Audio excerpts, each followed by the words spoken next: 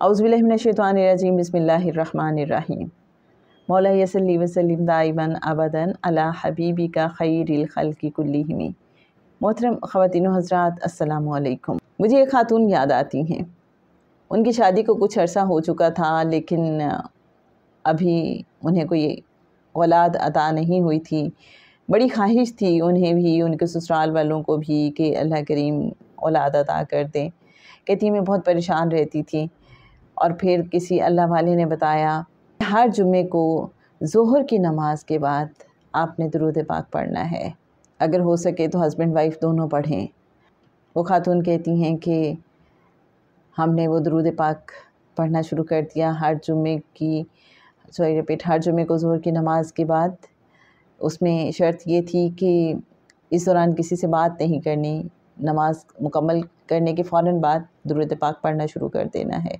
कहती हैं कि अभी कुछ ही अरसा गुज़रा था कि अल्लाह करीम ने करम फरमा दिया।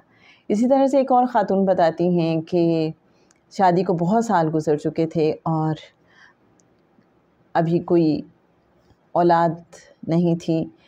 बहुत डिप्रेशन में रहना शुरू हो गई थी मैं।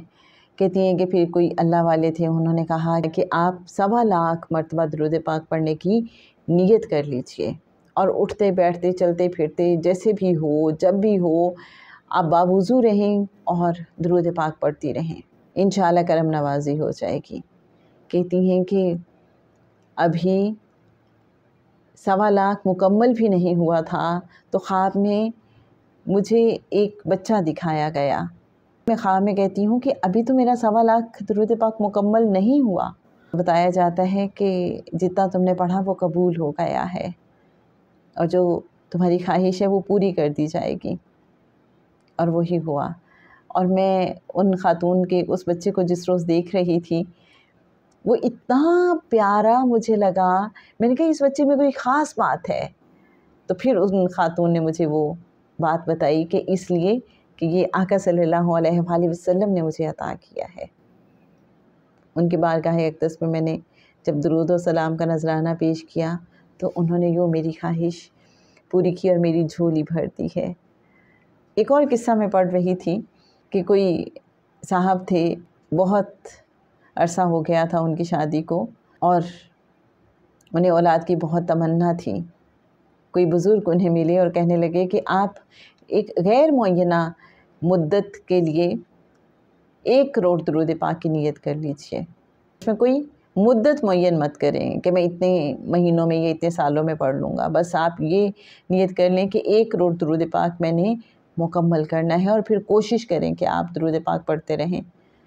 कहते हैं कि मैंने ये नियत कर ली, मैंने ये रूटीन बना ली कि अपने घर में कुछ लोगों को मैं जमा करता था और हम मिल बैठ के दुरूद पाक पढ़ते रहते थे। अल्लाह ने करम नवाज़ी की, और कहते हैं कि मुझे अल्लाह ने 2 जुड़वां बेटे अता किए। तो जनाब दुरूद पाक की बहुत सी बरकतें हैं। ऐसे लोगों पे करम हुआ जो दुरूद पाक पढ़ने वाले हैं कि जिसका तसव्वुर भी नहीं किया जा सकता। हर दर्द की दवा है सल्ले अला मुहम्मद सल्लल्लाहु अलैहि व आलिहि वसल्लम।